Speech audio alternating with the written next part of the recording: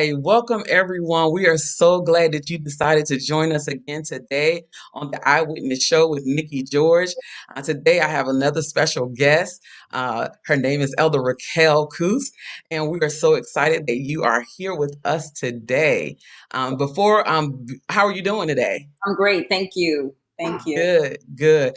Before I start asking you questions, I just wanted to let everybody know, make sure that you subscribe or share this link with any of your friends that you think that may benefit, because we're here to spread life and light and hope to people, not drama. This is not your drama TV show.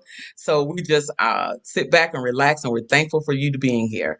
Okay, so Raquel, so tell us a little bit about yourself. Okay, so long story short, I'm originally from Guyana, South America. So Guyana is at the top of South America. It's next to Venezuela. So interesting fact is that it's the one of four countries, including Brazil and now I just forgot. But anyway, it's one of four countries in South America where Spanish is not the native language. But I was born and raised in Guyana, came to the US with my folks in 1979, grew up a little bit in Brooklyn, New York. And so, yeah, and now I'm married. I have four kids, here in Charlotte. And yeah. That's great. So give me some of your educational background. Okay, cool. So, like I said, I grew up in first Brooklyn and then Long Island. Left Long Island after I graduated high school and moved to Oklahoma, Tulsa, Oklahoma, to be exact, and went to Oral Roberts University in Tulsa. And so my undergraduate degree is in French because I've always loved foreign languages. So I have a degree in French, and then my master's degree is in teaching English as a second language.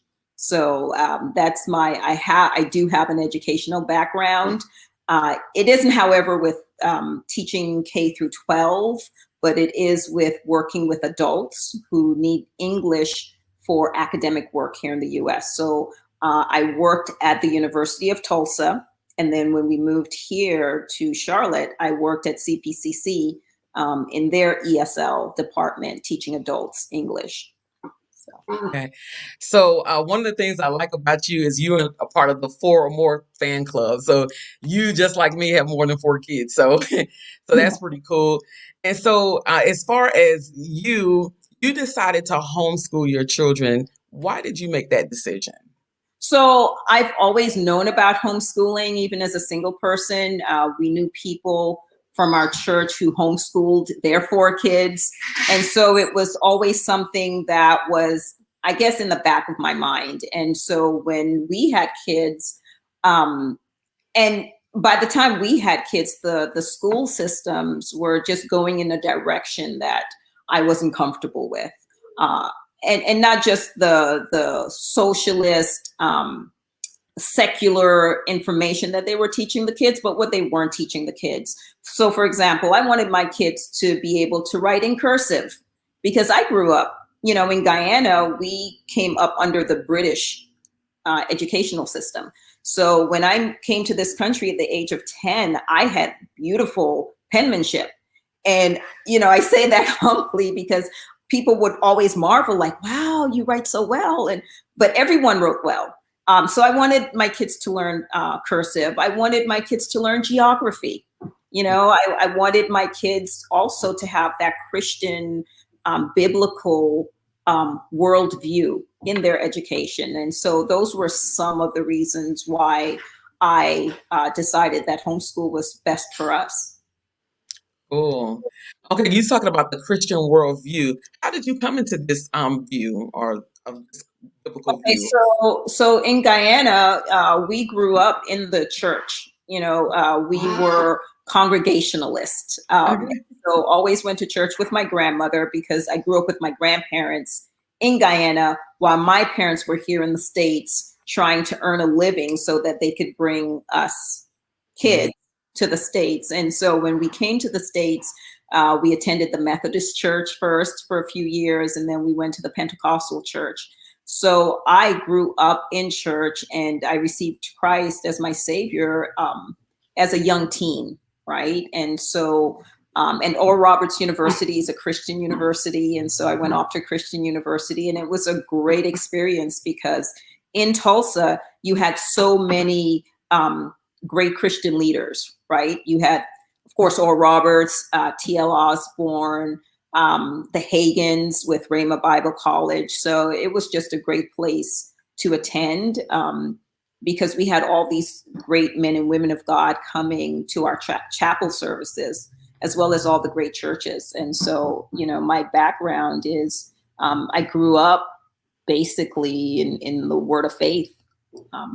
Okay, great. And now you're trying to instill these same values in the next generation, which I think is so critical that we make sure that the next generation also has some of this rich history and culture. And Yes. Yeah. so, in concerns with homeschooling, what were some of your initial like concerns, or did you have any questions of me? Will I be able to pull this off? Or Uh, so it's interesting. You know, I didn't at first because I did have an educational background and I knew people, and I was like, oh, this will be easy.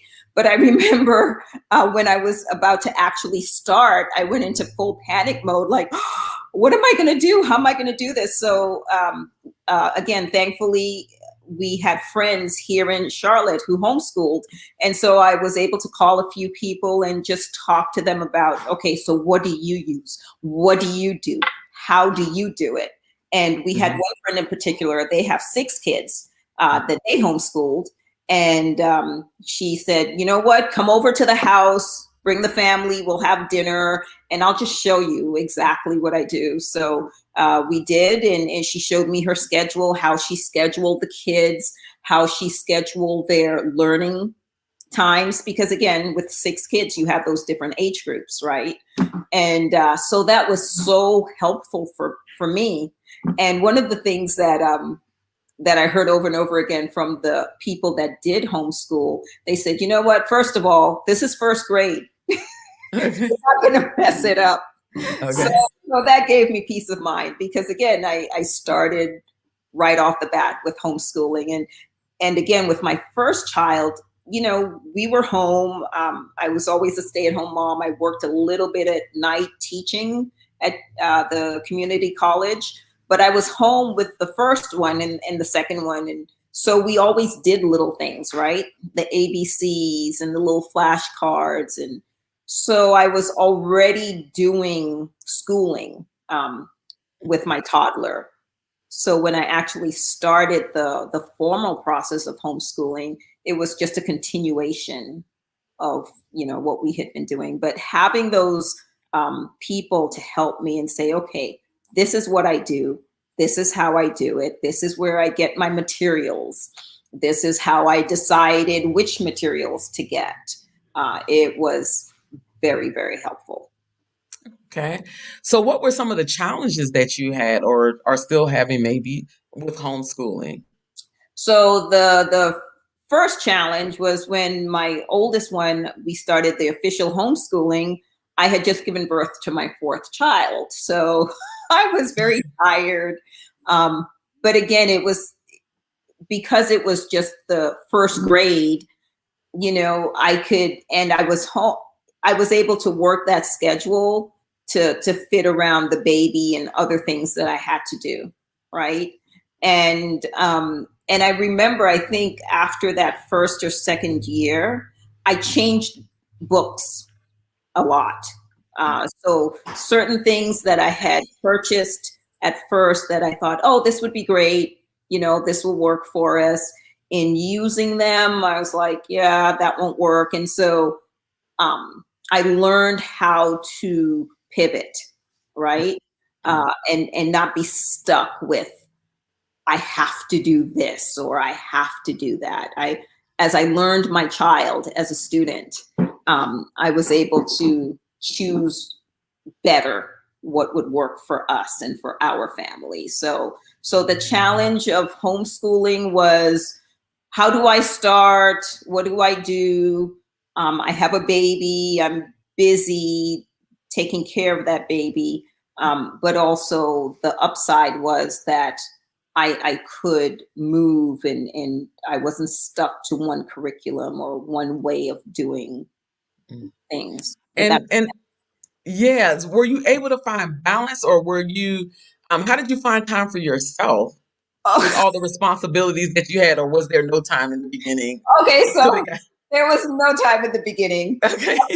And I think the thing with finding balance, it's a year to year thing, honestly. Okay. I don't know if you ever get to the point where you're like, okay, got it, it's done, because as I added each successive child to the homeschooling, it was like, wait, you're a different learner, a totally different book for you. So the math curriculum, for example, that I started my first one off with, by the second and third one, that curriculum was gone because it worked well for her, but it didn't work well for the others. So I don't know if you do get to that place of Mhm. balance. You get better at scheduling, right? Scheduling is vital when you homeschool. Um, Not only to start at a specific time so that the kids know, hey, this is our schedule, this is what we're doing at this time, this time, this time, keep everyone on a schedule, but also to schedule who is doing what subject at what time so that you can work with a specific student. So, for example, I will start off with the cursive or the writing curriculum, right? Because it's just writing practice. I've taught you maybe the letter A or whatever, how to write it in cursive. So right now, your assignment is to do your writing assignment while I work with your sister or your brother on their math assignment where they need me Mhm. to be with them. So it's a scheduling Thing. show. It really is. And it's hard to find time for yourself. It really is. You have to get up early in the morning, at least for me, right? Because I'm a morning person. So for me to find time for myself, I have to get up early and have that time for myself. Um, That's good. So for parents who are thinking and considering becoming homeschool parents because of the pandemic, a lot of parents have been forced kind of to yeah. kind of help teach their kids at home. And so we were just trying to get some insight into, how do you balance all of that, and how it has worked for you, because I know that's something that you've been doing for a long time. So how did the pandemic affect you in your household? Uh, so at one point a few years ago, we joined a homeschool co-op. Mhm. So I have my elementary child gone on Tuesdays, my middle school child was gone on Thursdays, and then the girls are in high school, the older two in high school, and so they're gone 3 days a week. So when the pandemic hit, everyone was home all at one time. And Mhm. so it kind of threw us back into those first years of homeschooling where we had to figure out schedules. Um, and the good thing for me was that I could try to keep the kids on their school schedule, or at Mhm. least, like, okay, you have math first, then you have science, and then you have history. Let's keep on that path. And so that helped. Again, but it was a scheduling thing, going back to the schedule and making sure that everyone knew that you can't come downstairs in your pajamas. I know we're home. Right. Let's get dressed. Just little things like that, I think helped a lot. Like, get dressed. It's still school. Uh, Mhm. let's say that we'll have school from 9 to 1 o'clock with a lunchtime in between there. Let's set this block of time off for school, and this is what we'll do within that time. And so having the schedule again and laying it out for them and letting them know that there was an endpoint, right? That we're not going to be in our pajamas and try to do school all day long and drag it out, and you're not lazing about, and this is school time, let's treat it as such. So I think having that schedule helped. I think that that's very good what you're saying, because I think some people may think when it comes to homeschooling, I can be more relaxed, I can be laid back. We can go run errands, but you're saying no, No, no. that's not the way to homeschool. Yes, and I think that's been the misconception with people, or before people have called me and it's like, hey, can you do this? And yes, I can, but not right now. We're in school, right? Okay. We're doing school, and it takes so much time to leave the house to do that little errand.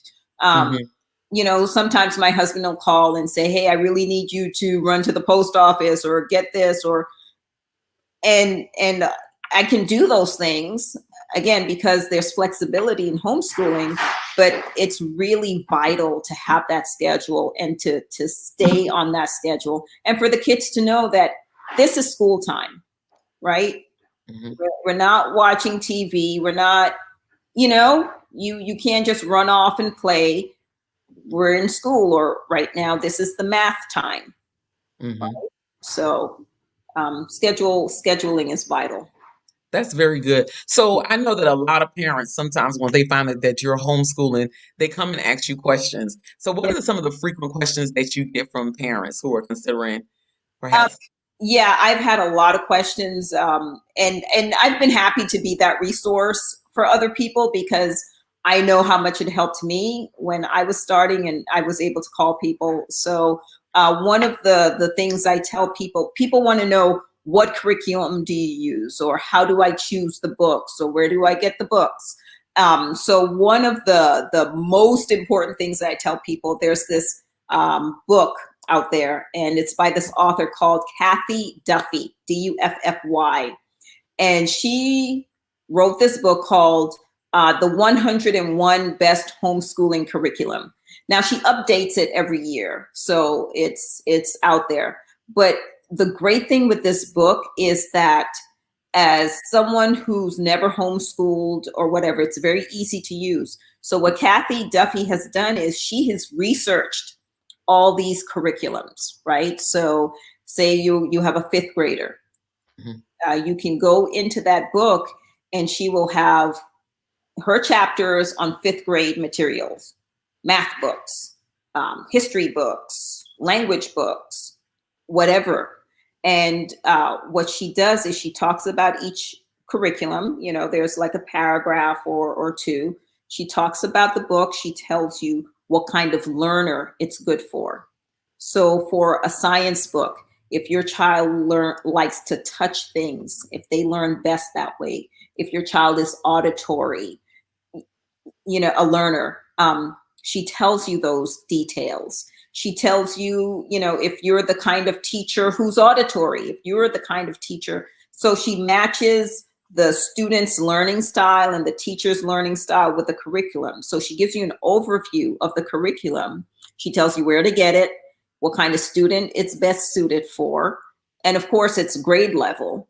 So Mhm. it just makes it easier to choose um, curriculum that you like. Now, if you don't want to be one of those people that say, "Oh, I want to pick and choose my own thing," I'm a picker and a chooser. There are also box curriculums. So this is what I tell people who ask me questions: get that book, 101 curriculums of homeschooling, and then you can also choose what we call a box curriculum. So there are Christian publishing companies and some non-Christian, but Abeka Mhm. is a very well-known one, and Sunlight, Sonlight, Sunlight. They're the two most well-known and very good curriculums. In fact, my friend in the neighborhood who just started homeschooling this year, she's using Abeka. But you can just buy the whole fifth grade Okay. curriculum, right? So you go to Abeka online, their homeschooling page. I just want fifth grade stuff. You read through their materials and you can purchase, and they send you the whole of the fifth grade material.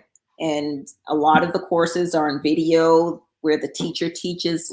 So yeah, so the box curriculum is usually easier for people who have like no idea what they're doing, but want to give their child that good education. And may not have an education background. What about, because you have education background. I do What have about, an education background. I don't know if you necessarily need an education background. It makes it easier in the sense that you don't feel quite as intimidated, right? But even for me, there are some subjects I know, I don't know how to explain them well. okay. And because I'm not a K through 12 teacher, I've never taught kids.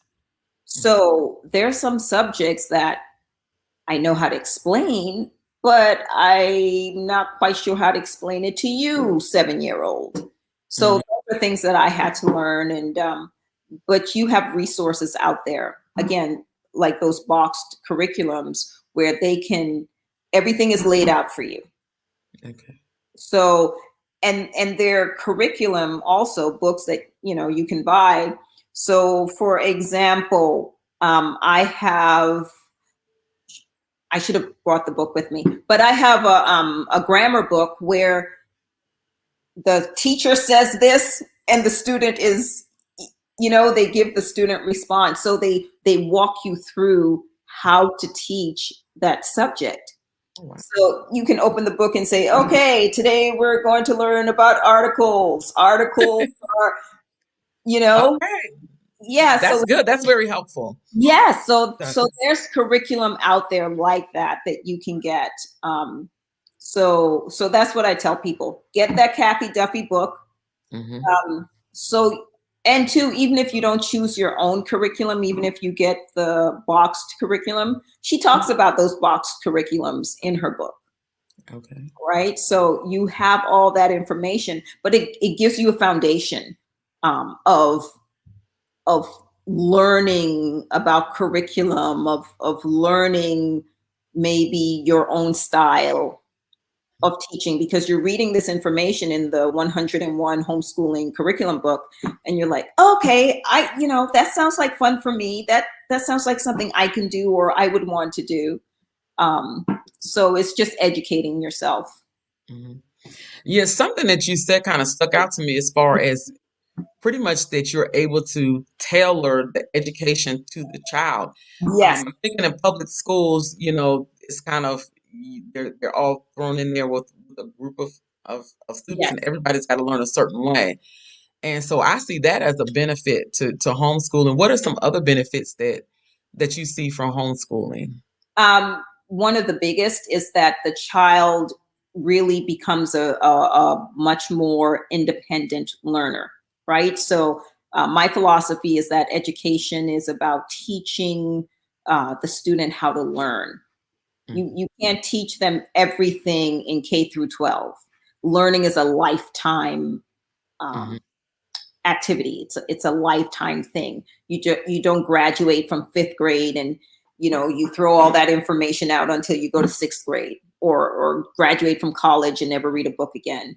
So with homeschooling, the child really learns how to learn, and maybe even learn to love learning, Mm-hmm. right? Because you're not just, for example, sitting them in a seat, uh, where either they're forced to wait on the rest of the class to get the information that they already, understand because it's their subject, or the rest of the class is racing ahead and they're still trying to process, Mm-hmm. right? I think a lot of frustration comes from that. And with homeschooling, you really get to sit down with them and go at their pace. And so, for example, with one of my children, she's very good at math. So she does advanced math. She's okay at writing, but she doesn't like to write. So we take our time with that. But with homeschooling, they get to learn how to be independent thinkers and learners, Mm-hmm. really, because you're not trying to necessarily force a philosophy down their throat or giving them half the information, Mm-hmm. like maybe in a history class where you're just teaching them certain things that the curriculum is giving, but you're giving them an opportunity to say, okay, um, let's look at the whole of this history. You know, if they have a particular interest, as you're doing history, for example, and they want to dig deeper into a particular area, you can do that. You know, Mhm. you don't have this, oh, we have to move on to the next thing. You know, we can really Explore. explore a little bit deeper. So there are many, many benefits to homeschooling that I appreciate. Okay. And how about, because also sometimes you think about homeschooling, you think about the kid that has no social outlets, no friends, that just stuck at home. That is, it's so funny to me. That is the first thing everyone talks about is socialization, right? So I remember when we were younger, I really had to fight to stay home and school because there were so many things that we could do.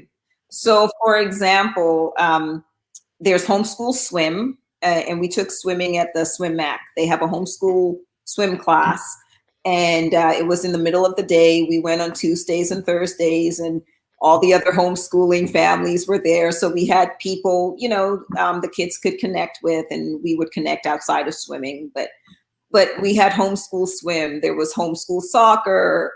Um, and when the kids were really young, we had Monkey Joe's. And this Okay. Joe's first started, and the kids could go jump for like $5 because it was like homeschool days or preschool days or what have you. So um, here in Charlotte, especially, homeschooling is very big. I know in some places the communities are small, but here in Charlotte it's very big. So there's so much to do. I've heard of homeschooling groups doing ice skating, horseback riding. My middle schoolers just finished homeschool basketball league that Mhm. just ended. Um, so there's a lot to do. If you want, you could be doing something all the time and not have any time for school. So um, you know, you just have to make those opportunities. So Okay. So we're coming near to a close, but what wow. is your, I guess, best advice for parents who may feel a little hesitant about homeschooling? They think it's a good idea, but they just don't know if it's something that they can do, or just what's some good advice that you would give them to Yeah. encourage them to say, hey, this is something that you could do. Okay. So first thing is prayer, right? Homeschooling is not for everyone, and it's so. For example, even with me, I have one child that I'm thinking of putting into private school. Um, just because of personality and what he wants to do and etc. So homeschooling isn't it for everyone. It's something that you really need to pray about. But if you feel that God is calling you to homeschooling, it is scary, but it's not impossible. Uh, I think my best advice is to take a deep breath uh, and to know that you won't ruin your kids. You won't ruin their education. You won't ruin them. Um, if the school can educate them, you can educate them, and work with them. I think it's a great opportunity to work with your kids, to collaborate with your kids, right, and to get their input and see what they want, what they would like to do. Um, so, Yeah. so definitely have the family involved because it's you know, it takes the family to be on board, the whole family to be on board. But definitely take that deep breath and you can do it. You don't have to be you don't have to understand math. Uh, you don't have to be good at English or the best writer or anything like that. All you need to know how to do is find the resources that will help your child. So Mhm. if your child is very good at math and you're not, find a teacher, find a tutor, find an online class, you know, find a local class. You can take classes at the local school. Uh, Mhm. So it's a bit of it, a little bit of it on trial and error, maybe. yes, Okay. Yeah, So because you each just child is different. Each child is different, okay. but it's doable. Okay. And then how about the laws? Because I'm thinking at the, they have EOGs, they have standardized tests. Are those also requirements for when you're at homeschool? Yes. So here in North Carolina, they require you to, once you go on the website and sign up as a homeschool and you put in the name of the homeschool and all that stuff, once you're legal, they require you to keep attendance records Mhm. and do a end of year exam with your kids, a standardized test. So, and it doesn't matter what test you do, as long as you try to stay with the same test so that the kids, have a familiarity with that. But, I chose to do the Iowa test. So every year I do it. I order it, I proctor it, send it back. They grade it and all that stuff. And you just keep those records. I know it's different for every state. Um, Okay. so depending on where Well, you well, thank you so much, Raquel. This has been so informative. We appreciate you. Thank you so much for your time. God bless you. You're welcome, and thank you for having me. I really appreciate it. All right. Have a great one. You also. Bye. Bye.